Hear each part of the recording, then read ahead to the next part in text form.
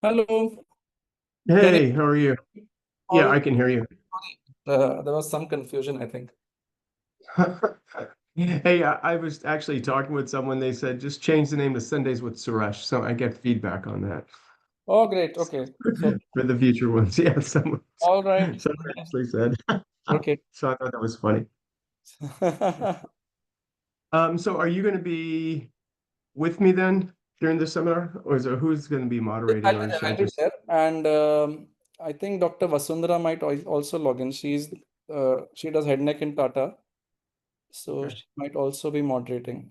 She'll join soon. okay, great, Yeah. excellent. And then we have to figure out the time for the next one too.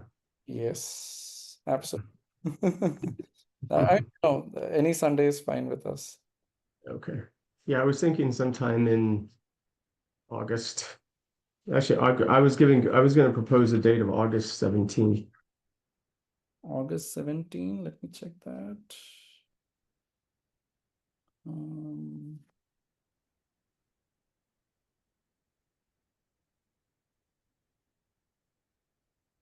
So August 17, I'm afraid there's a webinar by Society of Thoracic Radiology. Uh, Okay. but any other Sunday of August should work. Yeah, my daughter's getting married. Um, After that, and then I go to Europe. So Oh, the only other date I could do is August. I mean, 10th would be a little bit early, but then I wouldn't be able to do it until wow. I wouldn't be able to do it until October after that. So we could do if you want to do August let 10th. me talk with them and whether they can take another date on August. Let me just speak with Okay, this. just let me know. Yeah, yeah, I'll do that.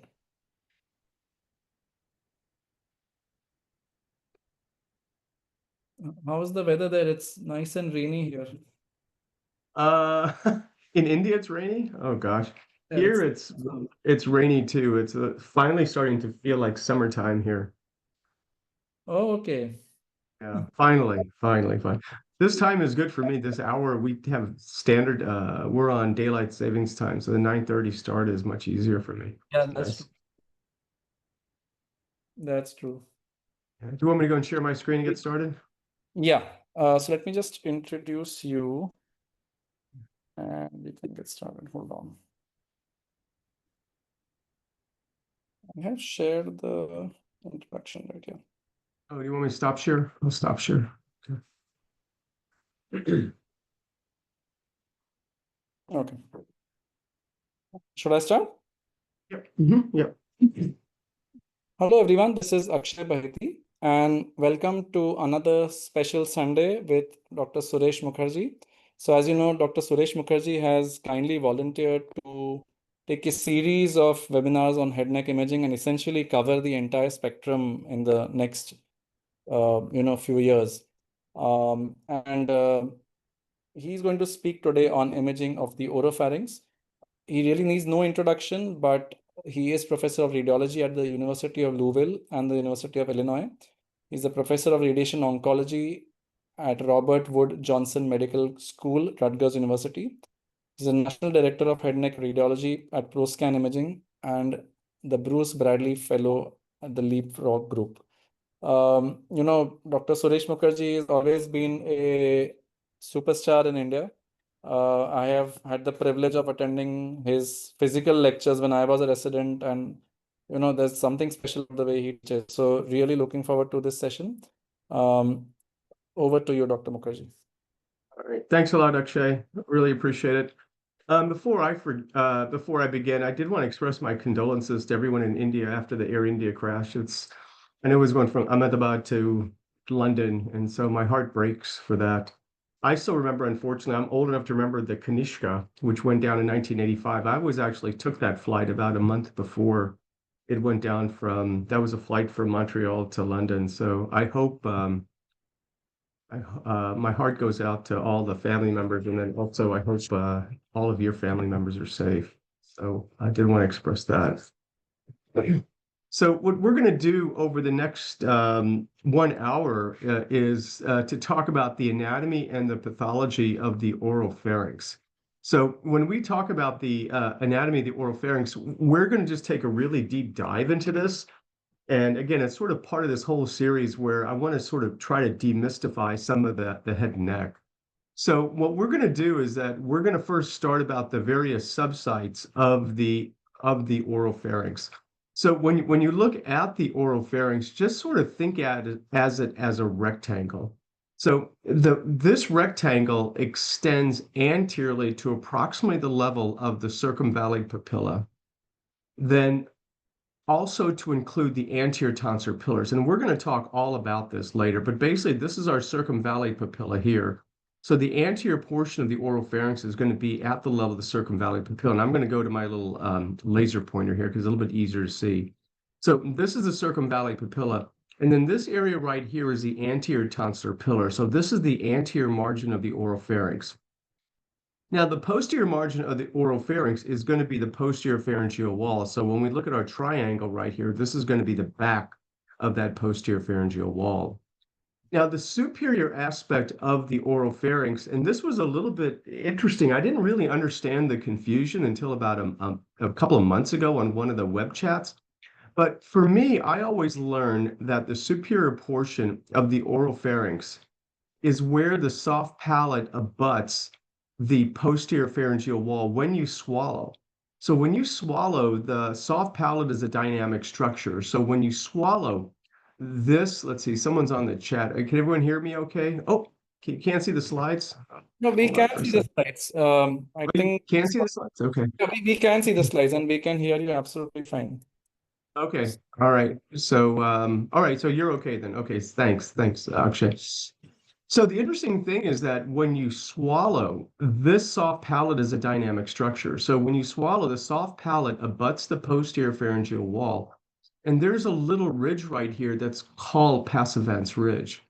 So the way that I was trained is that the separation between the nasopharynx and the oropharynx is at the level of passivance ridge. And so when you read some of the anatomic, or I should say the radiological textbooks, not the anatomic textbooks, this passivance ridge is approximated by the hard palate. So if I drew a line from the hard palate all the way to the posterior pharyngeal wall, that's going to tell us where passivance ridge is. Now, the interesting thing is that when you do read other anatomic textbooks, they suggest that the separation between the nasopharynx and the oropharynx is along the superior surface of the soft palate. Now, if you're in a relaxed position, then you can make the argument, well, everything above here is going to be in the nasopharynx. But from my understanding, this is the way that I was taught, 35, 40 years ago, is that the soft palate is a dynamic structure. So the passivance ridge up here is going to be the separation between the oropharynx and the nasopharynx. So as a result, the superior margin is going to be right here at the level of the hard palate. And then the inferior margin is going to be down here about the level of the vallecula. Now, if you really want to be an aficionado, the technical separation between the oropharynx and the hypopharynx is a little fold of tissue right here that runs from the pharynx to the lateral margin of the epiglottis, and that's called the pharyngoepiglottic fold. But that's approximated by the base of the vallecula. So that's sometimes we use the base, the vallecula interchangeably. So those are essentially the margins of what I refer to as, if you will, the rectangle of the oropharynx. Now, there are four primary subsites of the oropharynx. There's the tongue base, there's a soft palate, there's the tonsil, and there's the posterior pharyngeal wall. And we're going to discuss these all in detail. So if you're not familiar with this anatomy of the oropharynx, don't worry about it.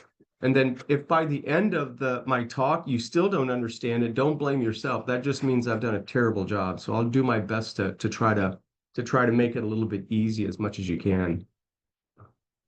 So the first thing that I'm going to discuss is going to be the embryology, because in this format, the one things that I like about this format is that we have enough time really to do some really fun drill downs. So what I want you to do is understand that when we look at the head and neck area and we talk about the oral tongue and we go all the way down to the larynx, it has different origins from the branchial apparatuses. So the first branchial apparatus is going to form the oral tongue.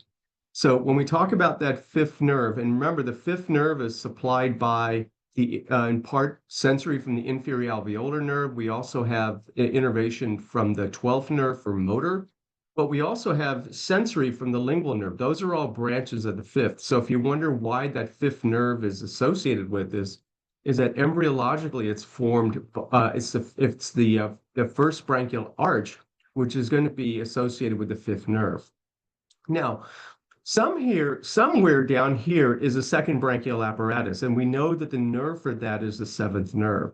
But when we actually look at the final embryology, notice how this blue kind of disappears. So somewhere the seventh nerve is there, and we know that part of that chorda tympani is coming from the seventh nerve, and we know that this chorda tympani provides sensation and taste for the oral tongue. But in the context of this lecture, what I want you to do is concentrate on the third branchial apparatus, because the third branchial apparatus is innervated by the ninth nerve. So that's the glossopharyngeal nerve. And then also when you come down a little bit lower, when we actually start looking at the vallecula and also the top of the larynx, that's going to be supplied by the 10th nerve. And the reason why I specifically mention this is, number one, you're going to have lots of different innervations to the tongue complex itself, because we know motor is supplied by the 12th cranial nerve. But when we start looking at taste and sensation, it's a combination of the 7th, the 9th, and the 10th. So for the tongue base, it's predominantly the 9th. And if you go down to the epiglottis and the vallecula, it's going to be 10. And the reason that I specifically mention this is one of the things that just I recently learned is that when we talk about otalgia, when we talk about referred pain to the ear, we know that there's lots and lots of causes of otalgia, that painful ear. And we can have a full lecture on otalgia in the future. I'm sure you guys have all seen that. But the point that I want to make is that the eardrum is actually supplied by 4 different cranial nerves. So when you look at the outer margin of the eardrum, it's actually supplied by cranial nerve 5, by cranial nerve 9, and cranial nerve 5, cranial nerve 7, and cranial nerve 10. But when we look at the inner margin of the eardrum, the inner surface of the eardrum, it's actually supplied by cranial nerve 9. So the point is that if you are reading head and neck studies and someone comes with ear pain and you see a neck CT, you always have to make sure that you look at the tongue base and down here near the piriform sinus and the larynx to make sure that you don't have a tumor that's invading the tongue and that's giving you the referred pain to the eardrum that's going to cause the otalgia. So remember, this is the applied embryology. So there's a reason we learn embryology. And part of the reason we learn embryology is that we can take these little tidbits that we learned at one time that we probably forgot. But on the other hand, it really does have substantial clinical applications. So let's begin our journey with the oropharynx. And the first area that we're going to talk about is the tongue base. So as I mentioned before, the oropharynx, a subside of the oropharynx is the tongue base, and that's formed right here by the circumvallate papilla. And this circumvallate papilla looks like a V. And right at the apex of the V right here is our famous foramen cecum. And we're going to talk about the foramen cecum a little bit later and some of the developmental abnormalities that arise from this area. But when we look at the tongue base, we go from the circumvallate papilla posteriorly. So all of this tongue right here, this part of the tongue is the tongue base. And I do want to point out a couple of things. You can see this cobblestone appearance. It's almost like little pebbles right here. Notice the surface of the oral tongue is relatively smooth, but when we get back here to the tongue base, we can see a lot of pebbles and a lot of cobbles. And you'll see later on when we talk about pathology of the oropharynx why that's important. So this is what we see anatomically, I should say on a schematic illustration, and this is a cross-sectional imaging from the Visible Human Project. Now, what I want to point out right here is that the anatomy that we're seeing right here is a combination of the oral tongue and the floor of the mouth. Now, these structures right here, these muscles that run from the genial tubercle and extend posteriorly and attach to the tongue is called the genioglossus muscle. This muscle right here is going to be the hyoglossus muscle. The reason why I specifically mentioned this is that when you look at this anatomic structure and then we look at the CT scan, notice these vertically paired structures. I should say vertically because it's a cross-sectional imaging, but notice how some paired structures, and they look like some stripes. When you look at the anatomic image, notice how we have now these transverse fibers that go from right to left. And also look how the muscles are very, very dense with musculature. But look posteriorly, notice these stripes right here. They're going from left to right, and there's a lot of fat. So people oftentimes ask and say, well, if you have a tumor involving the tongue base, how do you know it's actually in the tongue base and not extending anteriorly into the floor of the mouth? And the way that you do this is the following. So here's a CT scan, and we can see the paired structures running from anterior to posterior. But notice the tongue base right here, similar to what we see on the anatomic image. See how it's fat right here? Look at the attenuation right here in the tongue base. See how it's very, very low attenuation? And this indicates a higher fatty content. So if I had a tumor that was right here, isolated the tongue base, I know that's in the tongue base. But all of a sudden, if I see this lesion extending anteriorly and it crosses the junction of the genioglossus muscle and the tongue base, now I know that there is a component in the floor of the mouth. So this is the anatomy and the attenuation characteristics of the tongue base. So this is an example that I was referring to. Here's a schematic illustration involving the right side of the tongue involving the tongue base. And notice we can have these various spread patterns. So these tongue-based cancers can cross the midline, they can extend posteriorly, they can extend laterally, but they can also extend anteriorly. Now, on your right here is an example of a tumor that's primarily arising from the tongue base. But what I want you to do is draw a line down the middle, compare the right side to the left side. When we look at the left side, we can see the low attenuation here involved in the tongue base. And then look at the attachment right here of the genioglossus muscle as it attaches to the tongue base. So this is normal on the patient's left side. On the right side, notice this tumor is involved in the tongue base, but it's actually extending anteriorly to involve the posterior aspect of the genioglossus muscle. Now, you can make the argument and say, well, how do you know this is a floor mouth cancer as opposed to a tongue-based cancer? How do you identify that? Well, for me, I take a really simplistic approach. If I had to contour this tumor, I would end up contouring the tumor like this. And then I would ask myself, I draw a line down the middle, I compare the right side to the left side, and where would the center be? So for me, the center of the tumor is right here. And when I look at the opposite side, it's actually in the tongue base. So that's how I try to figure out exactly where these tumors are arising from. So that tells me that this is a tongue-based cancer. So now you have to ask yourself that question, why is Dr. Mukherjee going on so long about tongue-based cancers? And the reason is, as I mentioned before, the tongue base is part of the oropharynx. And we know now, and especially in the United States, and I would say is Europe as well too, and I'm not sure about India, but I would venture it's a high percentage as well, is that oropharyngeal carcinomas, the majority in the US, are associated with HPV. So we know about the human papillomavirus. These tumors predominantly, HPV positive tumors are primarily involved with the tongue base, whereas HPV negative tumors are involving other sites, which include the oral cavity. So for those of you that have seen cancers due to chewing or betel nut, those are HPV negative, whereas the HPV positive tumors involving the oral pharynx are going to be predominantly the tongue base and the tonsils. Histologically, they're different. These are more basaloid. They tend to occur in younger patients.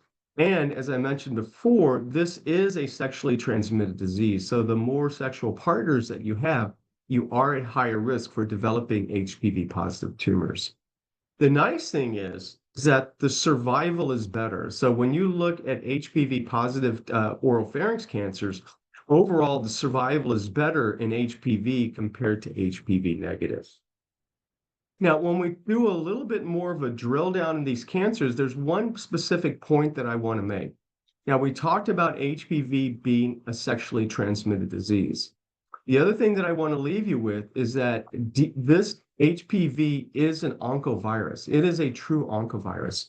And when we look at the most common types of HPV that result in oropharyngeal cancer, there's the HPV 16 and the HPV 18. So there are over 120 subtypes of HPV, but the ones that put us at highest risk are going to be the 16 and the 18, of which the 16 is the most common type. Now, what ends up happening, again, I live in the world of head and neck, and so I don't know how much head and neck you all know, but those of you that are looking at head and neck and looking at these HPV positive tumors, you may have also heard of something called P16. And so what I want to emphasize is that, unfortunately, just by the luck of the draw, you have the most common subtype of HPV being this P6, the HPV 16 subtype. But then you also have a protein that's called P16. These are completely separate. So what ends up happening is that, because of COVID, now we're all experts in PCR testing.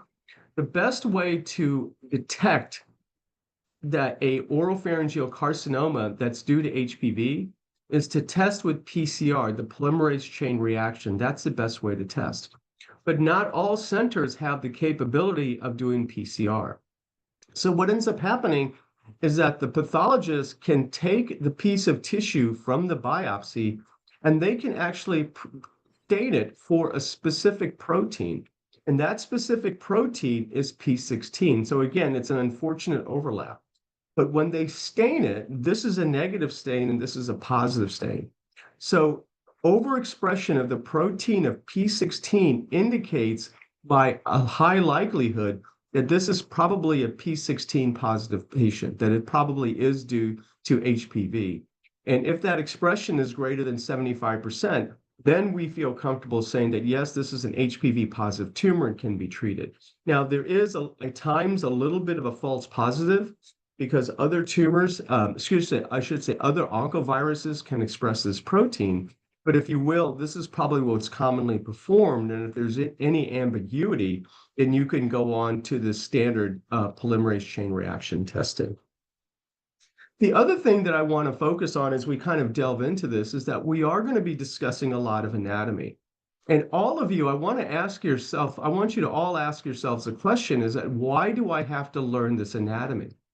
Well, the greatest thing about head and neck for me is that 80% of what our referring physicians can see, that we see on imaging, can be either palpated or seen by the referring physician. So those of you that are on this call probably know that I see patients every Wednesday. So I'm well aware of what we can see at endoscopy and palpation. So if we are seeing a tumor such as this, and we say, well, there's a cancer here involving the tonsil here, and we'll come back to this tumor is involving the tongue base. If we just say there's a tongue base or a tonsillar carcinoma, I can see that. I can see it. I can feel it. But when we talk about tumors that are HPV positive in the oropharynx, realize from a treatment standpoint, these tumors can either be treated with surgery, which is transoral robotic surgery in most cases, or they can be treated with radiation and chemotherapy. Where we really make a difference is based on imaging, we're the ones that triage these patients based on surgery or based on non-surgical organ preservation therapy. It's really up to us, because I can tell you, when we see the patients in clinic and we think we have a sense of where these tumors are going, it's really up to us. So the point that I want to emphasize is that we can see the tumors clinically, but what I would like you to do is to become more familiar with the anatomy and start thinking about specific key elements, because if you just say squamous cell carcinoma, you really haven't helped. But when we start determining whether or not these tumors are going to be treated with surgery or non-surgery, the things that I like to include are, is there deep invasion of the muscles? Does the tumor cross the midline? Again, very simple from an imaging standpoint. Is there extension into the parapharyngeal space? We'll show an example of this. Are there any unresectable lymph nodes? I'm sure in the future we'll have a talk on lymph nodes. Is there bone invasion? And generally, this is pretty rare for oropharynx cancers, but it's still something that I always include. Is there any evidence of retropharyngeal lymph node metastases? What's the relationship of the carotid artery? When TORS first came out, there was a surprisingly high incidence of carotid injuries because sometimes that carotid artery extended into the retropharyngeal space. And is there prevertebral fascia invasion? So we'll talk about all these. Now, I don't necessarily believe in standardized reports. Some people talk about standardized reports. But what I like to do is have these key elements, because if we have these key elements, then we're going to be in a better position to talk about different spread patterns. And you'll see this later as we continue through the talk. Well, the second most common tumor to involve in the oropharynx is lymphoma. And so why do we have lymphoma involving the oropharynx? Well, we have to go back and understand the contributions by William von Waldeyer-Hartz. Now, I'm sure you've heard about Waldeyer's ring. Now, for the longest time, I thought Waldeyer's ring was seen on axial images. I remember as a resident back in the last century, my attendings pointing out in a cross-sectional imaging and say, well, there's Waldeyer's ring. And they were basically pointing back here at the tongue base. But it took me forever to realize that Waldeyer described this over 100 years ago. And you find this ring when you look in someone's mouth. So this ring of tissue is almost like a ring of fire, if you will. This inferior portion of this ring, which is comprised of lymphoid tissue, is located behind the tongue base, located in the region of the vallecula. You then have the two lateral aspects of this ring of tissue, which is located in the tonsils. We'll come back to that later. And then you have the superior portion of Waldeyer's ring, which is the lymphoid tissue in the nasopharynx. And we call that the nasopharyngeal adenoidal tissue. So when we look at the Waldeyer's ring, we're actually looking in someone's mouth, and we see this lymphoid tissue extending from the nasopharyngeal adenoids down here to the palatine tonsils, and then eventually down here into the tongue base. So when I am looking at tumors that are involving the oropharynx, number one, by far and away, is going to be squamous cell carcinoma that I just showed. And then number two is going to be lymphoma. And the reason is because of this inherent lymphoid tissue involving the region of the vallecula. Now, sometimes what happens, as I mentioned before, is that you have this lymphoid tissue. And if you look real closely, we see a bunch of pebbles. See how irregular this is on the tongue base? Well, what can happen is that this lingual tonsillar tissue can actually become inflamed. And when it becomes inflamed, you can have what we call lingual tonsillitis. So if you look at this MR scan, it's a T2 weighted MR scan, you see this huge mass right here, and you're like, what in the world is that? And this is a different patient. And in this patient, we see another mass that looks strikingly similar to what I showed before. Well, believe it or not, all of this is just inflamed lingual tonsils. This is what's referred to as lingual tonsillitis. And if you look in someone's mouth, this is what you may see, just very, very inflamed tonsils. So the issue comes up, you're looking at a neck CT or a neck MR, and you see something like this. What do you do in a situation like this? Well, I can tell you, I can't tell the difference. So what I end up doing, and I do it all the time, is I'll comment on this mass and say this can be evaluated with direct visualization and palpation, because someone can look in the mouth, they can see it, and they can palpate it. And I can tell you it's not the most pleasant thing for the patients, but in general, what you end up doing is sticking your finger all the way in the back of the mouth, past the tongue base, and pressing down on the tongue base and the vallecula. And if it's soft, then it's likely lingual tonsillitis, and you can see that in endoscopy. But on the other hand, if it's firm, it's squamous cell carcinoma. So the bottom line is that we just can't tell, and it's completely appropriate to say, hey, I see something there. I'm not sure if it's tumor or whether it's tonsillitis. Let's go ahead and do just evaluate clinically.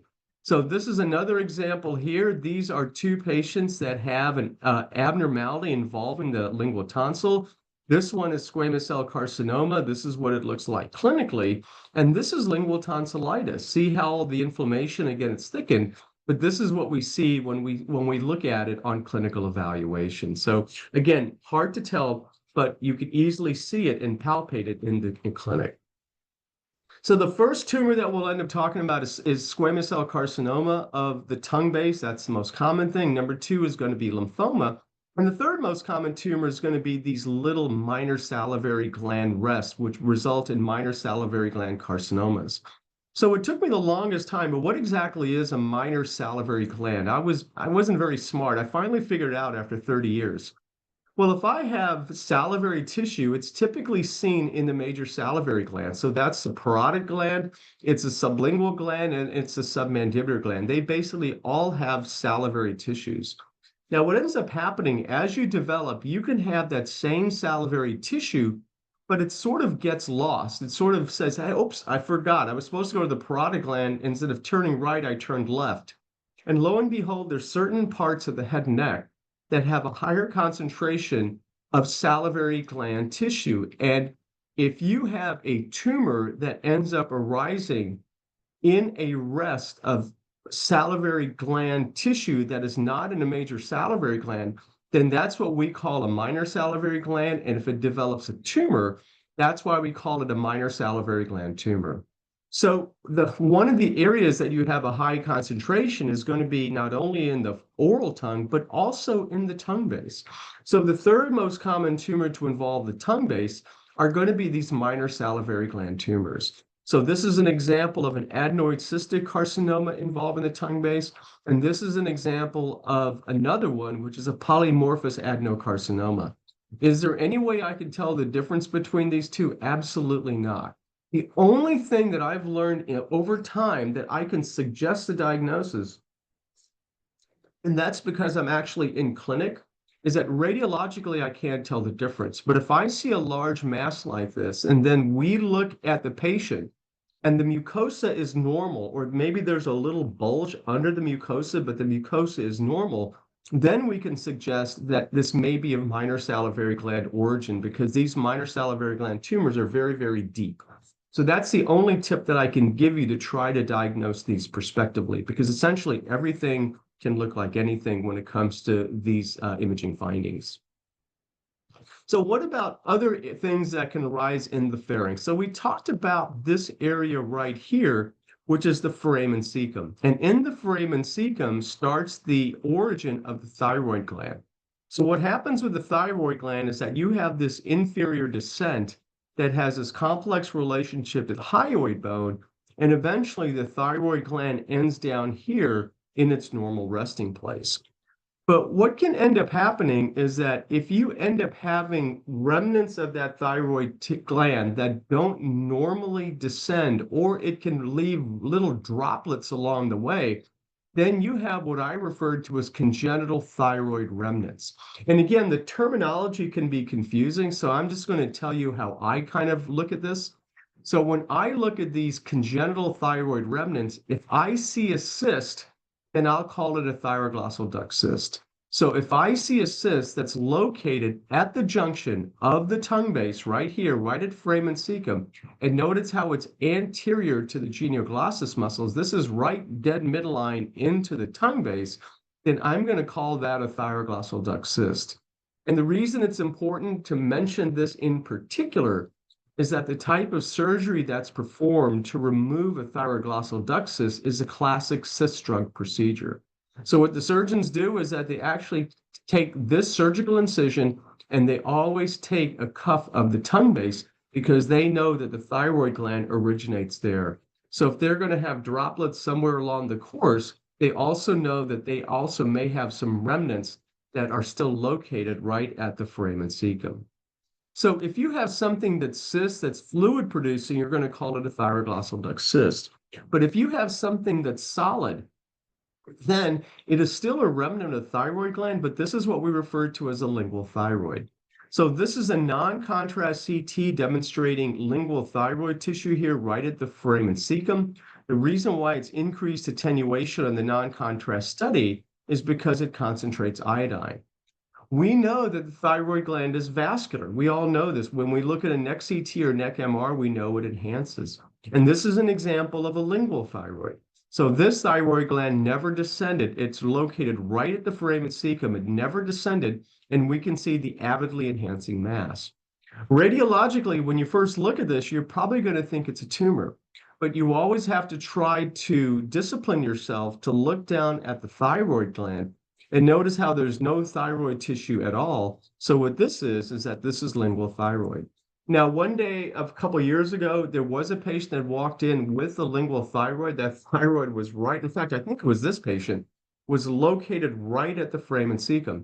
And so luckily, the very clever ENT surgeon was able to say, hey, this is not a tumor. I think it's a lingual thyroid, because when it does pooch out like this, it can have a characteristic clinical appearance. But on radiology alone, that's probably not going to be our first choice. So please discipline yourself to look down at the thyroid bed. So that's our journey through the tongue base. And now what we're going to do is we're going to talk about the tonsil. So when we talk about the tonsil, there's actually three components of the tonsil. The main part of the tonsil is this area right here that contains the lymphoid tissue. So this was part of Waldeyer's ring, and this has a couple of names to it. It's called the fascial or the palatine tonsil. Now, when you look in someone's mouth, what you end up seeing are the tonsillar folds. So you have an anterior tonsillar fold that's located here, and then you have a posterior tonsillar fold, which is located posterior to it. And we're going to talk about this anatomy on the next slide. But what I do want to point out is that when you look deep to the tonsil, you're going to have this little muscle right here. This is the superior constrictor muscle. Then you have the buccinator muscle, and where the superior constrictor and the buccinator muscle interdigitate is the pterygomandibular raphe. The other applied anatomy I want to talk to you about is that when you see this fold of tissue, this is what we call the anterior tonsillar pillar. It's also formed by the palatoglossus muscle. So what muscle goes from the palate to the lateral aspect of the tongue? That's the palatoglossus muscle. Now, just anterior to the palatoglossus muscle, which is in the oropharynx, is this space that's located behind the last molar tooth, and this is called the retromolar trigone. This is the oral cavity. So realize this anterior tonsillar pillar separates the oropharynx from that oral cavity, and you'll see why that's important in just a jiffy. So this is an example of a tumor that's involving the anterior tonsillar pillar. So notice how this tumor is not located in the center of the tonsil, rather it's located along the anterior margin of the tonsil, and notice how it's growing anterolaterally. So you can actually see it's growing along the superior constrictor muscle towards the buccinator muscle. And it's also involving the expected location of the pterygomandibular raphe, or excuse me, the retromolar trigone. But why do I emphasize this? From a clinical standpoint, we know that the majority of oropharynx cancers are going to be HPV positive. So they can potentially be treated with chemotherapy and radiation therapy and have a good response. But on the other hand, we know that oral cavity cancers are going to be HPV negative. So from my standpoint, anytime that I see a tumor that's involved in the anterior portion of the tonsil that the surgeon says, yes, I think it's oropharynx. But then I look at the CT scan, I said, hey, hold on for a second. This is growing anteriorly into the region of the retromolar trigone and towards the raphe. It is very possible that this could also be HPV negative. So it's really important to identify in these areas, specifically identify where they are, and also recommend testing for HPV, because I always refer to this as the transition zone.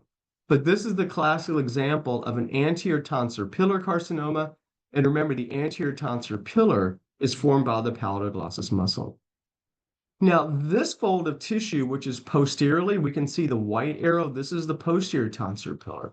And this white arrow points at this muscle, which goes from the palate to the pharynx.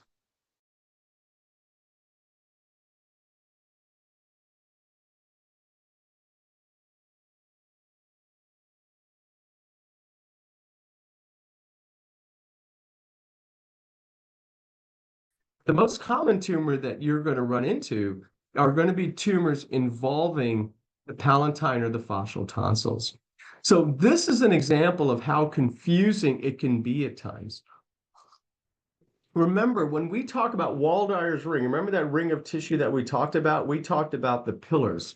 So this is an example of lymphoid hypertrophy involved in the tonsil. So this is basically big, chunky tonsils. It doesn't necessarily mean it's tonsillitis. It just means that there's tonsillar hypertrophy, and this is just a normal finding. So this is just a normal appearance of nice, big, chunky lymphoid tonsils. Now, this is an example of squamous cell carcinoma. So here's an example of a squamous cell carcinoma involving the tonsil. Now, you're going to look at this, and you may even get a history, and you could say, well, there's squamous cell carcinoma involving the tonsils. But again, what I want you to do is kind of take it to the next level. Because if you just say that there's a cancer, they know it's there. But think like the surgeon thinks. The surgeon is going to say, aha, I have a tumor. Should I treat this with surgery? Or should I treat these patients with chemotherapy and radiation therapy? And remember, it's us. It's us, the radiologists, that's going to make a difference. So notice in this particular situation, what we have here is this tumor that's extending laterally through the superior constrictor muscle, and it's actually abutting the medial pterygoid muscle. Now, different surgeons and different institutions have different approaches to this. The main thing is to identify this type of spread pattern. So here's another example here. This is a patient that has a tumor involving the tonsil squamous cell carcinoma. Here's another example of a squamous cell carcinoma involving the tonsil. What's the difference here? From you, the radiologist can say, hey, this tumor is extending medially, so this is an exophytic tumor extending into the airway. That tells the surgeon one thing without deep extension. But look at this one. Here's a tumor involving the tonsil. Look what it's doing to the parapharyngeal space. Instead of the triangular space, it's narrowing it. Now it looks like a rhomboid. Look at the fat planes here. Notice this tumor is extending anteriorly. It's abutting here, the medial portion of the medial pterygoid muscle. And with the leap of the faith, you can see my tiger stripe. See this black stripe here? See this gray stripe right here? Notice how the tiger stripes here on the left are gone. So those are the pieces of information that I include in my report, because now, at least at our institution, if I tell our surgeons that this tumor is growing anteriorly along the superior constrictor muscle, if I tell them there's a lot of deep extension in the parapharyngeal space and it's abutting the pterygoid muscle, oftentimes that's going to switch those patients from a surgical treatment to non-surgical organ preservation therapy. So again, very, very important that we try to do the best we can to identify the spread of these various tumors. Now, the other thing that I want to leave you with for the tonsils is that both of these have an abnormality involving the tonsils. This patient has a mass right here involving the left tonsil, and this is the case that I just showed, another mass. Well, when you look at this, it looks exactly the same. In this case, the patient had a right-sided tonsillectomy, and this is residual lymphoid tissue on the left. But on the other hand, look right here. This patient has an exophytic tonsillar carcinoma. It looks exactly the same. So what do I do in situations like this? Well, I just say, I see asymmetrical soft tissue involving the left tonsil. Just look in the mouth and palpate the tonsil, and you'll be able to make that differentiation. So if I'm ever stuck on this, I just include in my report, just correlate with direct visualization and palpation, because you can see that appearance can be confusing. The second most common tumor to involve the tonsil is going to be lymphoma. Radiologically, we really cannot tell the difference. So here's a mass right here involving the left tonsil. And if this could be squamous cell carcinoma, it could be lymphoma. But how can I suggest? Well, if I look in the neck and I see all these cannonballs in the neck, well, this has a typical bland appearance of a lymphoma. So if I see something like this and combine it like this, then I can say, yeah, this is probably a lymphoma. But again, our surgeons can look in and they can absolutely see what's going on. Now, what about some infections involved in the tonsils? Well, this was kind of interesting. This was a case that I saw about 2 years ago. This patient came into the clinic, and someone, a very astute radiologist, picked up this mass right here involving the right tonsil. We examined the patient. The mucosa was completely normal. There was no palpable mass. The patient had a little bit of a low-grade fever, but was not really, really sick, and was a little bit inflamed. And so we thought, this just does not look like a tumor. So we put the patient on antibiotics, and lo and behold, about 6 weeks later, they ended up having an MR scan, and we can see how all of this thickening right here completely resolved. So again, when you see situations like this, it can be a little bit confusing. And in this case, this happened to be acute tonsillitis that ended up resolving. And this was just an example of a regular tonsillitis, if you will. But more importantly, you're going to see situations like this. So this was a patient that comes in with an infection. It's involving the right tonsil. What we see here is a mass of fluid collection involving the right tonsil. And there's another fluid collection here, which is sort of in this same region. I use the term peritonsillar and tonsillar abscess interchangeably. I've talked to the last 30 years, I've seen radiologists, I've seen ENT surgeons combine these terms. So for me, any type of abscess that's located within the tonsillar fossa is going to be peritonsillar. And why that's important to properly locate this is that if you say it's in the tonsil, then this can be drained intraorally. But on the other hand, if this is in the parapharyngeal space, That's important for you to remember because this was a case I saw about 30 years ago at UNC. And I remember this, just a brilliant resident had initially called this in the tonsil. A little 2-year-old, they stuck the needle in multiple times and couldn't get it. The next day they brought it into us. We say, well, this is not involved in the tonsil, but rather it's in the parapharyngeal space. So that day they took the patient to the operating room and they ended up draining this. So when we are looking at this tonsillar region, it's important to identify these fluid collections to determine whether they're in the tonsil or the tonsillar bed, because that indicates a intraoral drainage as opposed to whether it's in the parapharyngeal space. And this really requires a cervical drainage if they want to try to specifically do an incision and drainage on it. Now, these are just examples of chronic infections, and they can sort of look kind of ugly. So instead of being an acute infection, this is a chronic infection, and then you can end up getting these little calcium deposits, and these are what we call tonsillates. So these are bilateral tonsillates. You can see it sort of has this ugly appearance. We see this sort of all the time. That's just chronic inflammation. So they can be bilateral, or they actually can be multiple, as we see it here. And just remember, you can have other pathologies sort of give you abnormality involving the tonsillar region. This was a patient that got kicked by a horse. Don't ask me how he got kicked by a horse. I sort of feel bad for him, but we can see the hematoma here. And then when we look at the tonsil, we can see the thickening of the tonsil, all of this induration involved in the parapharyngeal space. And we can also see the soft tissue inflammation as well. Well, we can have some congenital and developmental lesions. I think in the future we may have a talk on peds head and neck if you want, Akshay, at some point. But I do want to mention how this can affect the tonsils. So I think everyone is going to pick this out. So this is a second branchial cleft cyst. This is the classic second branchial cleft cyst. Remember, these arise from the second branchial cleft. But when you go back and read the literature, there's actually 4 types of second branchial cleft cysts. And the reason why I specifically mention this is that when I was a resident in Boston Children's Hospital, I was always taught that branchial cleft cysts involving the tonsil were always these little fistulas. But then when I went to my neuroradiology rotation, I was always taught that this was a second branchial cleft cyst. So it was kind of confusing to me. But when I went back and I read the original paper by Bailey, who described this, I think in the 1914, I believe was the paper, these different types of branchial cleft cysts have different manifestations on imaging, and we can actually see this. So this is an example of a fistula that's extending from the tonsil into the lateral aspect of the soft tissue. And when you look at Bailey's paper, you can see how this has a fistula that extends from the region of the esophagus and extends through the plane of the internal and the external carotid artery. So this is a type 3 second branchial cleft cyst. This is the classic type 2 second branchial cleft cyst, but this is a type 3. And this was another example. I remember I saw this case. I was completely flabbergasted. I didn't know what it was. I thought it was going to be metastatic thyroid cancer.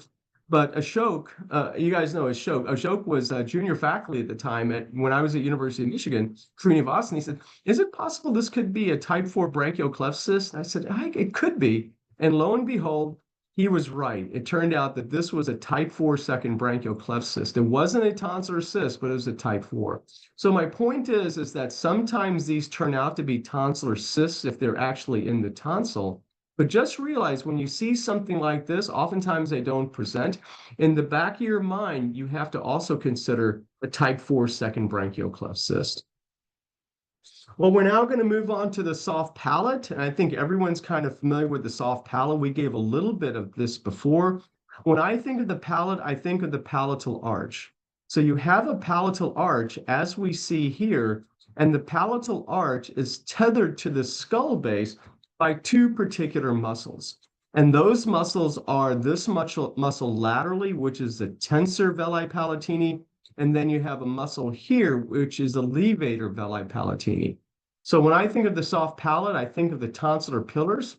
And in a way that sort of looks, those are the lateral parts of Walthire's ring. So there's one tonsillar pillar, there's the other tonsillar pillar. And then the tonsillar pillars are connected, and they're connected by the soft palate. So how's that soft palate connected to the skull base as we see in this Roman temple? It's through those two muscles. Again, the lateral one is the tensor, and the medial one is the levator veli palatini muscle. So when we look at tumors that are involving the soft palate, the most common is going to be squamous cell carcinoma. So I want to draw your attention to this one. This is an example of squamous cell carcinoma. And sometimes it can be hard to see because the soft palate is a midline structure. And when these tumors get really big, they can actually narrow the airway, as is seen here. So the best way to look at these soft palate carcinomas is look at it on the sagittal images. So what we see here is a bulky tumor involving the soft palate, and this is squamous cell carcinoma, again, very easily seen.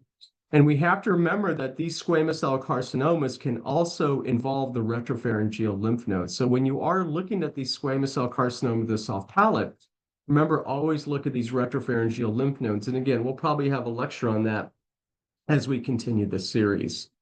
So what I do want to point out, though, is that if you do have a patient, this was a patient we saw in clinic probably about 2 years ago, had this huge mass involving the soft palate. In fact, it was a big exophytic mass. So obviously we could see the soft palate mass, right? We could see that. But the surgeon was trying to figure out, hey, do I resect this or do I need to treat it with chemotherapy and radiation therapy? So obviously he can see the mass looking at him. But what we need to be able to do is remember these soft palate cancers can grow along the upper surface of the soft palate and extend to the nasopharynx. So in this particular case, if I draw a line down the middle, the normal anatomy here is the the torus tubarius, the opening of the eustachian tube, and the fossa rosemuller. Look at the left side. See that torus is so big right here? This is actually superior extension of the squamous cell carcinoma into the nasopharynx. And when we see this, this is a contraindication for surgical treatment of squamous cell carcinomas involving the soft palate at most institutions. And I can tell you, this is really hard to see at endoscopy. This is where we really, really make our money, if you will. So when you are looking at soft palate cancers, always look at the nasopharynx to see if there's superior extension. The second most common tumor to involve the soft palate are going to be the minor salivary gland tumors. And again, as I mentioned before, you can get these little rests of tissue. So when you have these minor salivary gland tumors that can arise in the soft palate, you can get these pleomorphic adenomas, and in this case, it's adenoid cystic. Sometimes with pleomorphic adenomas, we can suggest the diagnosis. They tend to be high signal on T2. So if I see a mass involved in the soft palate and it's high signal on T2, it enhances with contrast. Yes, it could be squamous cell carcinoma. It's probably not going to be lymphoma, but if it does have that high T2 signal, then I do raise the possibility of a pleomorphic adenoma. And then you can have a variety of developmental lesions. This is a lesion that has high T1 signal involved in the soft palate. This happened to be a dermoid. You can have these areas of increased T2 signal that are transspatial. This happens to be a vascular malformation, in particular a lymphatic malformation. And remember, the most common soft tissue malignancy to involve a child in the head and neck is going to be rhabdomyosarcoma. So I don't try to subdivide this into embryonal or alveolar or pleomorphic or some type of spindle cell. I just say it's a rhabdomyosarcoma, and I let the pathologists and the genetics folks tell me exactly what type it is. And then the last area that we're going to cover is the posterior pharyngeal wall. Now, there's not a lot of pathology that involves the posterior pharyngeal wall. We've already talked about it already. So really, we spent a lot of time going over the tongue base, the tonsil, anterior tonsillar pillar, posterior tonsillar pillar, palatine tonsil, and now we're going to talk about the posterior pharyngeal wall. The posterior pharyngeal wall of the oropharynx has two primary components. It's the superior constrictor muscle and more inferiorly, the middle constrictor muscle. So when we look at tumors involving the posterior pharyngeal wall, the most common is going to be squamous cell carcinoma, just like any other place in the head and neck. It's going to be squamous cell carcinoma is the most common tumor to involve that posterior pharyngeal wall. Now, 9 times out of 10, the surgeons can go in and they can see this posterior pharyngeal wall tumor. But what they need for us is that we need to be able to describe the extent of it, and then also think like the surgeon thinks. The surgeon sees this mass right here, and they want to know whether it's resectable. Should they treat it with surgery or should they treat it with chemotherapy and radiation therapy? What's the information that we can provide? Well, one of those is to whether or not there's invasion of this fascial layer. Now, this fascial layer has different names to it. It's changed its name 3 times since I've been alive. I still call it the prevertebral fascia. Some people will call it the perivertebral fascia. Some people call it the paravertebral fascia. Whatever you want to call it, it's fine. So long as you know where it's located and what it encompasses, that's great. So if this tumor is not invading the fascia, then it's still potentially surgically resectable. But if it invades the fascia, then it's a contraindication. So how do we identify that? Well, here's a large tumor involving the posterior and the lateral pharyngeal wall. And what this white arrow shows on the T2 weighted images is edema in the longus colli muscle. Notice how it's not here on this other case, another case of a posterior pharyngeal wall. So if you see this edema involving the longus colli muscle, that has been suggestive of invasion of the prevertebral fascia. And in most instances, that's going to contraindicate surgery in these patients. Similarly, we can have other neoplasms involving the posterior pharyngeal wall. Unfortunately, they sort of look a lot alike each other. This is an example of Kaposi sarcoma. This was given to me by my friends from Tanzania. They see a lot of Kaposis in sub-Saharan Africa.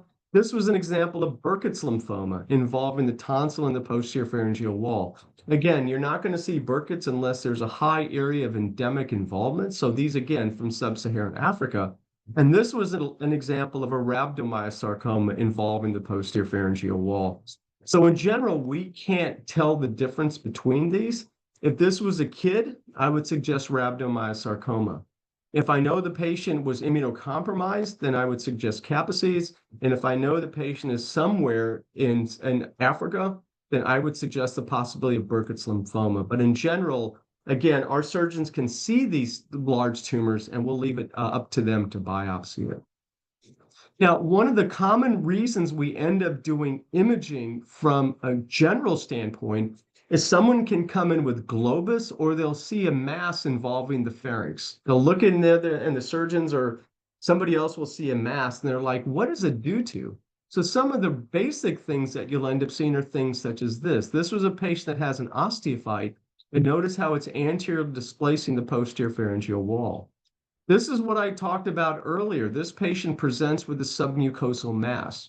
Now, maybe it's pulsatile or maybe it's not, but this is an ectatic carotid artery extending into the retropharyngeal space, and looks what it's doing to that posterior pharyngeal wall. So you certainly want to point this out because you don't want to biopsy that. And this was an example of a vascular malformation extending into the retropharyngeal space, and look what it's doing to that posterior pharyngeal wall. It's displacing it anteriorly.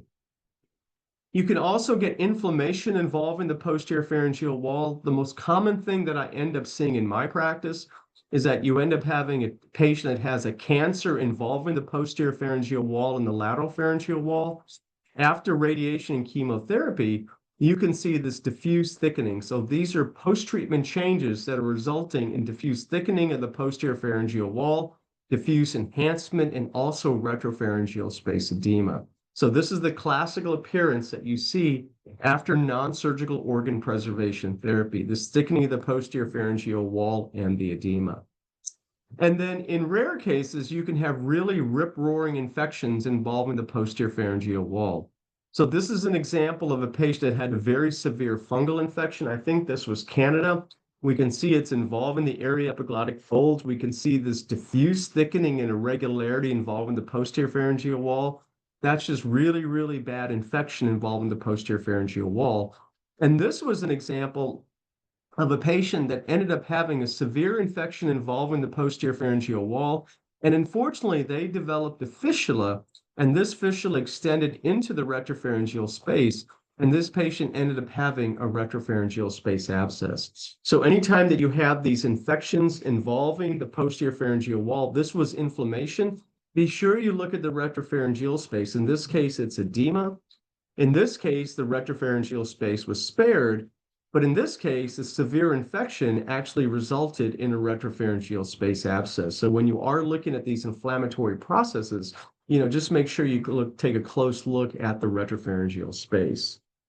So in summary, what we did over the last 55 minutes or so is that we talked about the oropharynx, and hopefully I didn't confuse you and I gave you a little bit of light on this. You remember the four components are the tongue base, the soft palate, the tonsil, and the posterior pharyngeal wall. Still, the most common tumor is going to be squamous cell carcinoma. Remember lymphoma because of Waldeier's ring, and also minor salivary gland tumors. And then, I just want to direct you to our YouTube channel. It's a free channel. Hopefully, Akshay, you can get me a copy of this and we can post this as well too.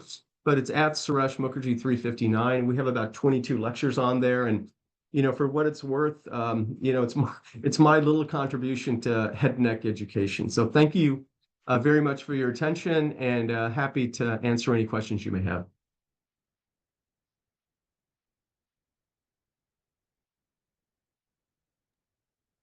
Thank you so much, Suresh. This was just phenomenal, and definitely we will have it on your YouTube channel as well for everyone to continue to take full benefit of it. Let me introduce Dr. Vasundhara Smriti from Tata Memorial, who will be moderating the Q&A session. She is a head and neck oncoradiologist at Tata, so she'll be managing the Q&As. A very good evening, sir. It was a very amazing and a very interesting lecture, and very informative also. Like the nasopharynx and oropharynx, the concept, many people are not sure where exactly to call them. Then the neural invasion, neural innervation, the embryology of it, how many nerves are involved in it, that was really phenomenal. How to report an enlarged thyroid gland, when we are not enlarged tonsils, when we are not sure what it is exactly. And the peritonsillar abscess versus the parapharyngeal, it was very interesting. I'll take the questions, sir, now. So first question is, why P16 is not related to HPV16? Okay, so the P16 is the protein, and the HPV is actually the polymerase chain reaction. So as I mentioned before, there is a relationship in the sense that, let me see if I can get out of here. Hold on for a second. There we go, perfect. So just remember that it's a confusing thing. When we talk about HPV, the virus itself, there's over 120 subsites, but the HPV16 is specifically the HPV virus. So that's the 16 subtype. The P16 is the staining.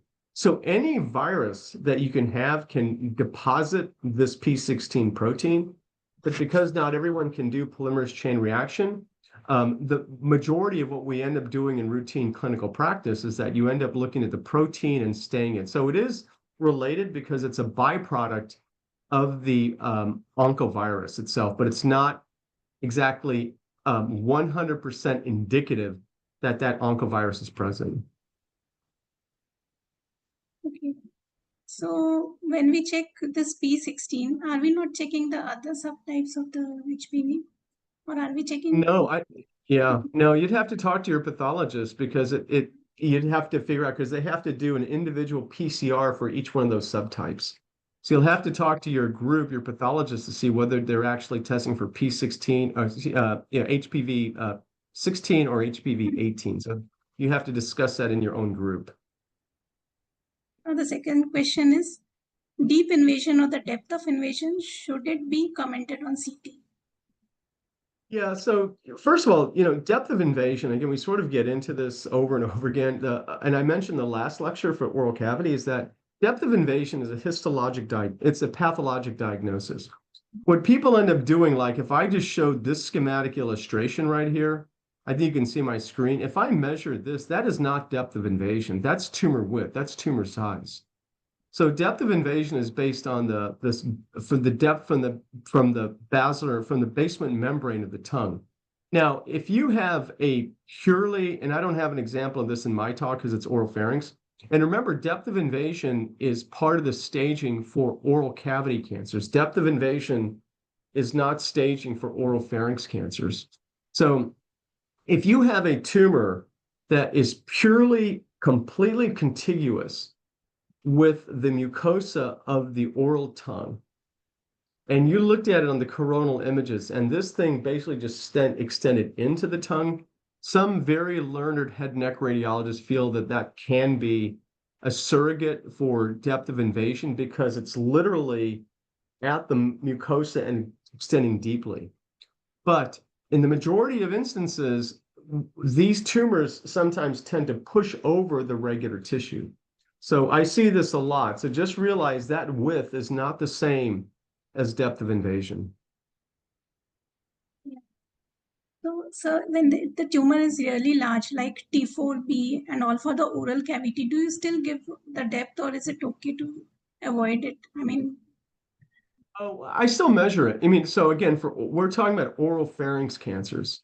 So when we look at staging for oropharynx cancers, it is still based on size. So T1 is less than 2, T2 is 2 to 4, and T3 is greater than 4. So I still make the largest measurement that I can in any type of plane. So I still measure it. Now I don't have to do 2 measurements. Again, we sort of train to do 2 measurements when it comes to this.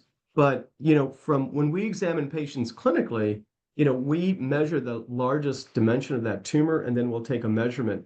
So that's what I do. I try to take the largest measurement because that's then integrated into the staging system. so the next question, how to infer the constrictor muscle involvement? Pardon me? How How to what? How to infer constrictor muscle involvement, I think it is a superior constrictor. How to tell it is involved? I think that is the Right. So I think for the posterior pharyngeal wall, by definition, that posterior constrictor muscle is going to be involved. I think when we look at the tonsillar cancers, like I showed here, so for instance, in this case, we can see this tumor is growing anterolaterally along the expected location of the superior constrictor muscle. So this type of spread pattern infers extension along the superior constrictor muscle. When we looked at the posterior pharyngeal wall cancers, if that tumor extends into the prevertebral muscle, then we can say that it certainly is involved in that posterior pharyngeal wall. So that's sort of ways to look at it. Similarly, like in tonsillar cancers, if the tumor, like in this case, see how it's extending into the parapharyngeal space? In order to get to the parapharyngeal space, it has to traverse the superior constrictor muscle. So that's how we can suggest that. Now, sir, when it crosses the anterior pillar and it is going towards the buccinator, what is that area called? It is always a confusion. Should we just write it is traveling along the superior constrictor towards pharyngobasilar fascia, or can we call it as gingivolingual sulcus? It has not gone to, it is traveling laterally after anterior pillar. What is that region to be called as? Yeah, so in this one, I just showed one image, but this is the way that I look at it is that, and it was in the oral, yeah. So the way that I look at it is that if it's traversing this way, this is growing along the superior constrictor muscle. And then if I drew a line basically from the posterior aspect of the retromolar trigone to the anterior portion of the mandible, this approximates the location of the pterygomandibular raphe. Now, if this tumor continues, it goes to the buccinator muscle. If it courses anteriorly, it can involve that retromolar trigone. But it's this type of anterolateral spread that's telling me it's involved in the superior constrictor muscle. And the proximity here is going to tell me it's pretty close to the pterygomandibular raphe. Notice how more anteriorly it hasn't really involved the buccinator muscle. So in this one, I would say it stops right about the level of the raphe.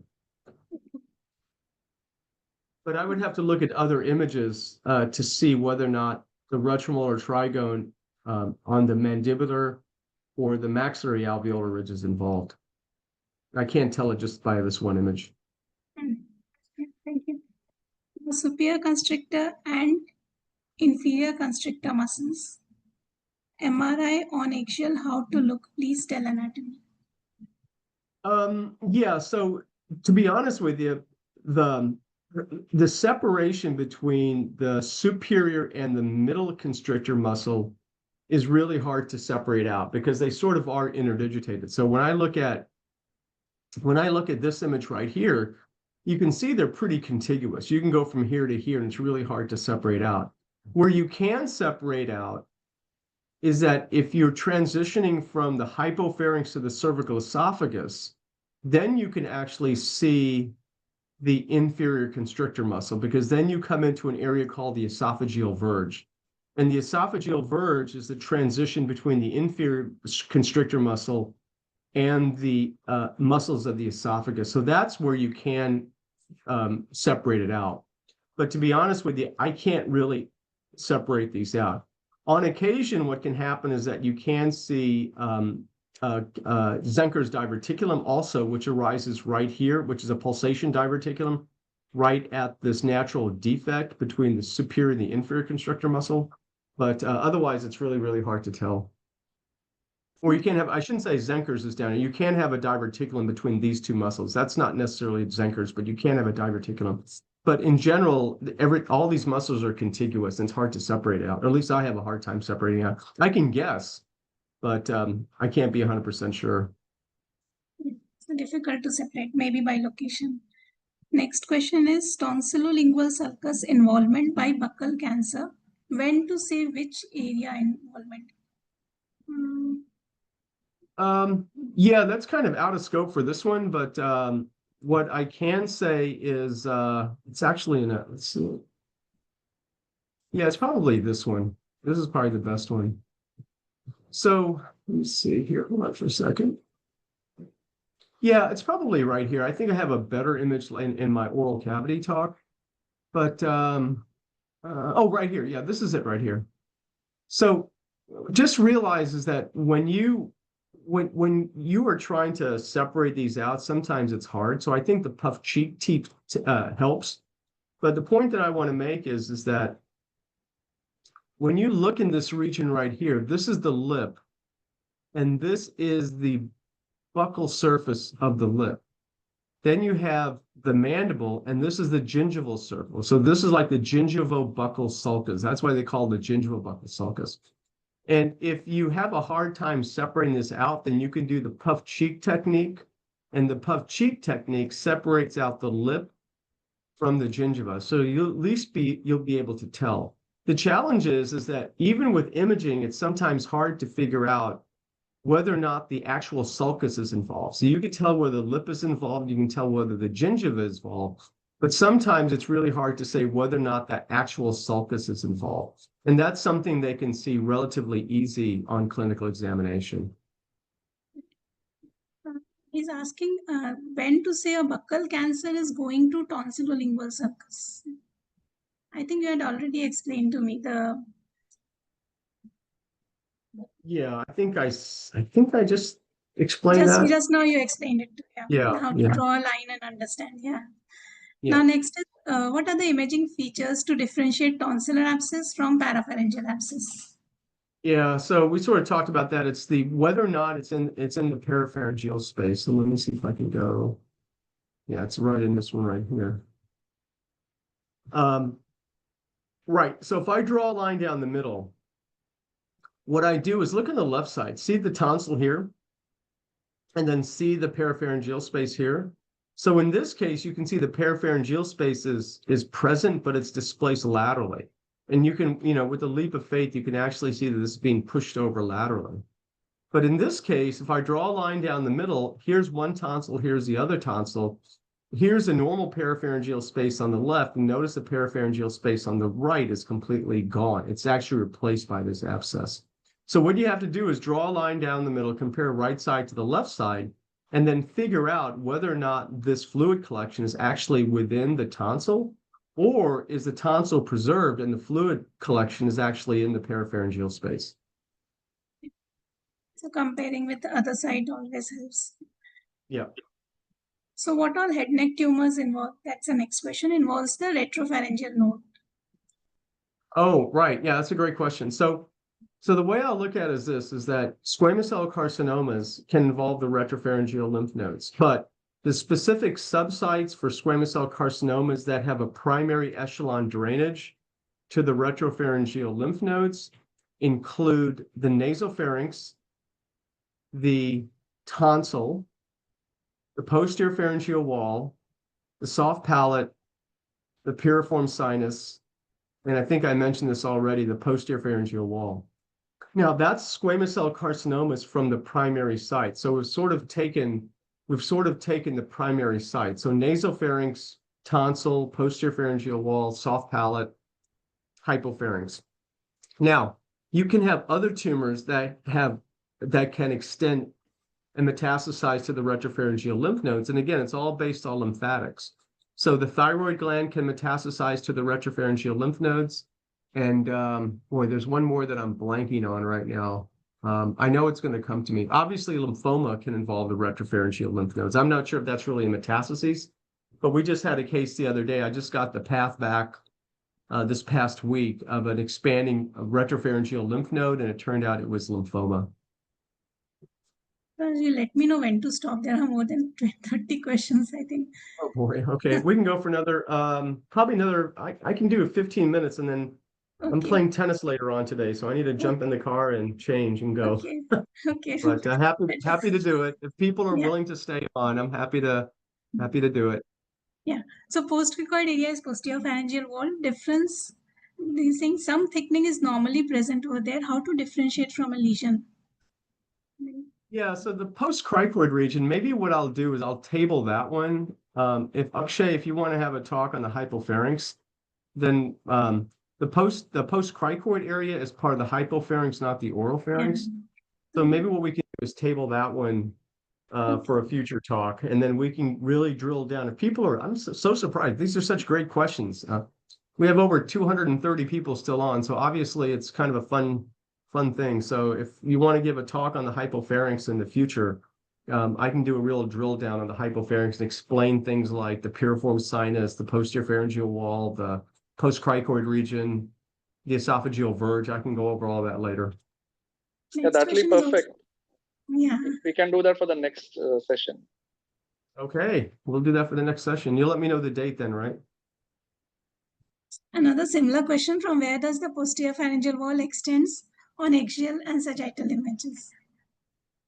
Yeah, so the posterior pharyngeal wall basically is contiguous. It's kind of an interesting term in the sense that, the posterior pharyngeal wall extends all the way from the skull base. So remember, there is essentially a posterior pharyngeal wall of the nasopharynx, and the posterior pharyngeal wall then extends inferiorly along the oropharynx and then down along the hypopharynx, and then eventually, and that's comprised by the three areas. So these three muscles all contribute to the posterior pharyngeal wall, and based on the location, each one of those muscles is going to be the primary contributor based on the location. So when you actually look at this, you can see the superior portion of the superior constrictor muscle.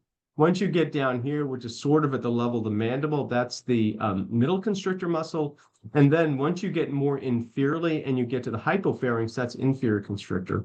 And then at the base of the inferior constrictor muscle, right at the level of the esophagus, that's where you have the transition. Again, we can talk about that later in the hypopharynx talk. Now, post-treatment, the question is for the laryngeal squamous cell, but post-RT, edema versus residual disease, how to differentiate them? Yeah, I think the main thing about that, and Akshay, we can give another talk on that if you want, is really the presence of focal mass. So if you have complete resolution, the mass is what you always like to see. So for instance, when I show this one case, this just happens to be a posterior pharyngeal wall carcinoma, we can see it's completely resolved. So this is what we like to see. Just realize that we can never exclude microscopic disease. If we have less than 50% response, shrinkage, then it's probably residual tumor. Now, if it's somewhere between 50 and 75% response, then we don't know. It's just indeterminate. And then we either have to biopsy it, or you can do a PET CT, or then we can sort of there are various ways to categorize that more quantitatively. But I tend to use 50% as my rule of thumb. If there's less than 50% reduction in size, then that indicates to me that there's probably failure treatment. Someone is requesting, please show your channel again, and all of us would like to. There it goes. We have over, I think we have over, I'm checking right now, I think we have over 3,000, I think 3,100 or 3,200 people that are subscribers to the channel. So like I said, it's no charge, it's for free. It's if you're like head and neck, please subscribe. No obligation. We're up to 3,000, over 3,200 now. So yeah, Yeah. that's good. Now, when do you tell it is prevertebral fascia invasion? Do you particularly look at axial or sagittal image, and when do you call it exactly? Axial, right here. So see how there's edema involving the longus colli muscle right here? I'll look for that edema. And for some reason, I got to tell you, I think the imaging on these MRs in patients with posterior pharyngeal wall tumors, they're fraught with motion. I think we always show our best images, but these patients, at least in the United States, they're laying on their back. Oftentimes they're smokers. They have this big obstructing lesion that builds up these secretions so they can't swallow. And to try to hold still for this is really, really hard. So maybe you have better luck at Tata, but I've always had a hard time with trying to get really good quality imaging to look for this edema involving the longus colli muscle. No, reference article. Please suggest a reference article. For which one? There was also a question which book to read for these head neck. Well, I could say my book, but I don't know. One of my books. How about that one? I don't know how to answer that one, but there's lots of books. Lots of books, yeah. All your YouTube lectures. Isn't that terrible? I've been around so long right now that in the old days we were doing individual papers, and then we did books, and then we did online education, and now we're kind of switching to YouTube channels. So I guess I've been around long enough to see the whole evolution of education. If I have to read anything, first thing I look is for your YouTube videos. Oh, you're sweet. Thank you. The check's in the mail. I'll send you the check in for saying that nice thing. Thank you. Thank you. The difference between base of tongue and floor of mouth. Many residents have this difficulty. Right. Yeah, I'll show that again. I'll show that again too. And I think I think this one showed it nicely. See the crossing fibers right here. See the fat right here. See on the CT scan, the fat right here. These fibers go from right to left. But see these muscles right here. This goes from the genial tubercle to the tongue base. So remember, Latin for tongue is glossus. So genioglossus muscle. So when you have these paired muscles right here, these are the genioglossus muscles. So the genioglossus muscles are part of the floor of the mouth, and then these transverse fibers are part of the tongue base and the oropharynx. Do you use delayed post-contrast CT for imaging in squamous cell cancer in staging? Any role of Sorry. Yeah, I guess it depends on what you define as delayed. I mean, we use a dual phase injection. We'll give 50 cc's that we wait, and then we give 25 cc's, and then we acquire the images. So that's how we do things. There's, some people are using dual energy CT. I think dual energy CT is pretty good to look at the mucosal involvement and the mucosal enhancement. But again, a lot of that things can be seen clinically. But from an imaging standpoint, if you're not sure, then I think properly performed dual energy CTs can be beneficial. You just realize it's fraught with a lot of artifacts, and you do have to optimize the sequences. Now, as the staging is different for HPV positive and negative patients, if the patient comes without biopsy, how do we follow the staging? Yeah, it's a great question. So what I end up doing is, so we have our remote fellowship course. We do it through Modality, and so I get this question asked all the time. And I'm always pleased because, when people give their reports, I read them and I give feedback on them. And so what I end up doing is that if I have a tumor that's involving the oropharynx, 9 times out of 10 in the United States, it's going to be HPV positive. So if I have a tumor involved in the tongue base or the tonsil, then I'll go ahead and measure it. And then I will say, based on then I'll look at the lymph nodes as well too. So I'll do my measurements of the primary site. I'll look at the lymph nodes, and then I can stage it for oropharynx because I know it's going to be HPV positive. The HPV negative is a little bit harder because remember that HPV negative for is a combination size and also depth of invasion. So because depth of invasion, again, is a histologic diagnosis, if I see a big oral cavity tumor, or if I see a tumor that's eroding the bone, then I can go ahead and stage it as a T4. Or if I see a lesion that's greater than 4 centimeters, then I can grade it as a T3. But once I'm trying to figure out whether it's T1, T2, or early T3, and the size is less than 6, then I really can't stage the oral cavity cancers. Rather, I just describe the full extent of the tumor. Can diffuse and restriction help to differentiate between inflammatory pathologies of the lingual tonsil versus squamous cell or lymphoma? Yeah, I think so. I think if it's done right, it can be, because the DWI in lymphoma and squamous cell is going to be restricted. The challenge that you run into is that if you're going to use DWI sequences, don't use it. I shouldn't say be dogmatic, but at least in my opinion, I don't think it should be used as a primary sequence, meaning that this should be a problem-solving sequence, not the primary sequence.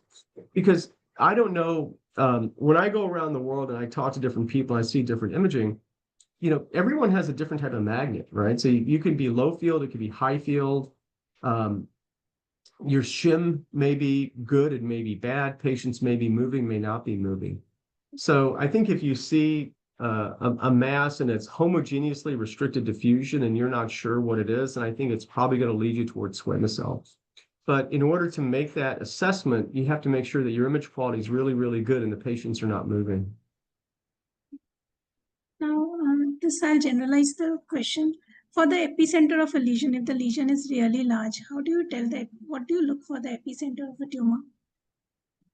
Yeah, again, it's sort of what I talked about before. And again, sometimes it's really hard. So as I mentioned, I read out with my colleagues from Tanzania once a week. And the tumors that they see here, quite frankly, the tumors they see there now are the tumors that I used to see in India when I was coming to India back in the 1990s. Luckily, I think for the subcontinent in India, the healthcare is much more, has certainly evolved, as has imaging.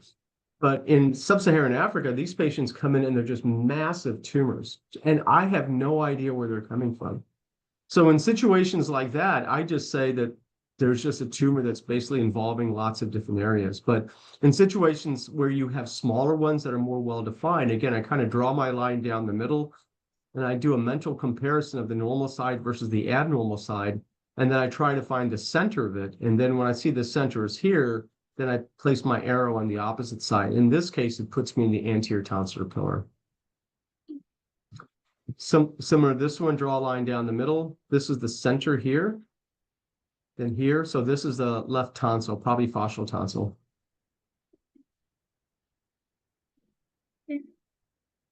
For the vallicular, does the lymph node of both the sides are affected? So I'm sorry, say that again. For the vallicular malignancies, do they go to both sides of lymph? Either side of the neck? Yes, yeah, cross lymphatic. So all the lymphatics for the oropharynx, the great question, are cross lymphatics. So both lymph nodes are, both sides of the lymph nodes are, both sides of the neck are at risk for the oropharynx and soft palate and posterior pharyngeal wall. The question which residents are very confused with, the base of tongue and root of tongue, are they same or different? Yeah. So I can tell you, I've been confused by it as well.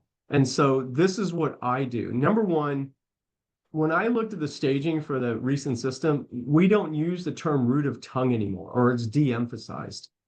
So the base of tongue is what I talked about just now, where you have this area right here. So this is that low attenuation involving the tongue base. But I think you make a really good point. And for me, the root of the tongue, and maybe I'll add that to the future version of this talk, is that, and I don't know if I have an example on this, but when you do a CT scan, or if you do an MR scan, what ends up happening is that on your CT scan, unfortunately, I don't have it, but it's a great question. Let me see if I can, for a second, do this. So I think I can take 2 more questions and I'll have to, then I'll have to go. But let me see, hold on for a second. Yeah. Because it's a really good question. Can you see my screen okay? Yes? Yeah, we are able to see. Okay, good. Okay. So this is this is what this is it right here. So, and I'll add it to a future iteration because I think it's a great question. So this is the oral tongue here. Then this is the floor mouth down here. And the tongue base is going to be located here. The root of tongue for me, and again, this is how I describe it, is that when you do a CT scan, what ends up happening when you do your CT scan just right, you can see this artery right here, which is the lingual artery. Right adjacent to the lingual artery is the hypoglossal nerve. So the lingual artery and the hypoglossal nerve run right next to each other. So when I look at the root of tongue, when I talk to my surgeons, anytime that I tell them that a tumor is extending down and it's abutting the lingual artery, that tells them it's right next to the hypoglossal nerve. And they're very reluctant about resecting a tumor that's abutting the hypoglossal nerve because they don't want to give the patient a hypoglossal nerve palsy. So for me, the root of the tongue has been the horizontal segment of the lingual artery, and that is below the tongue base. And so if you look at your CT scans, if you look more and more of these, then you'll be able to see that. So I think that's a great suggestion. And so I think the next time I give this talk, I'll make sure I include the root of the tongue on here, what we define as the root of the tongue. So thanks for the suggestion. So how far behind you trace the perineural in tongue? Yeah, so that's another great question. So the tongue in general does not have perineural spread. Tongue bases tend not to.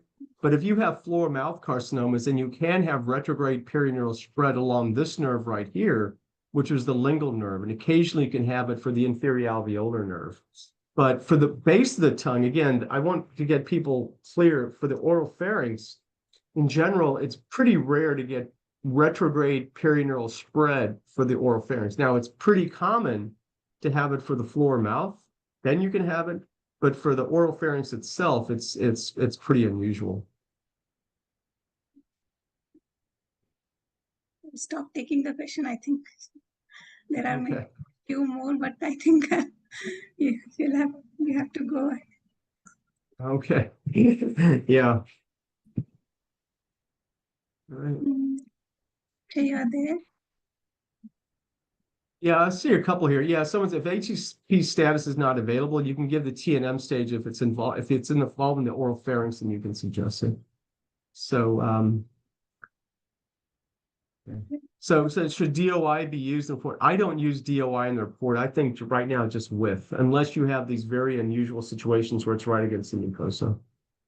Okay. All right. I probably need to go. It's been I have to get ready to. It was very interesting, and I think we need another lecture very soon for rest of the queries. No, I was telling Akshay, I've been doing this for so long that it's nice that I haven't been forgotten. So it's good to see. It's when I first came to India in 1995, I had basically the faculty and the senior faculty at the time, and now fast forward 30 years later, now I have a new generation. So it's a pleasure to continue to contribute in a small way. So very big thank you, sir. It really shapes our concept and our understanding about your lectures. Thank you, sir. Thank you. Absolutely. Thank you so much. Hey. All right. We'll see you later. Have a great day. Same to you, sir. You too. Thank you. Thanks. Bye-bye. Bye.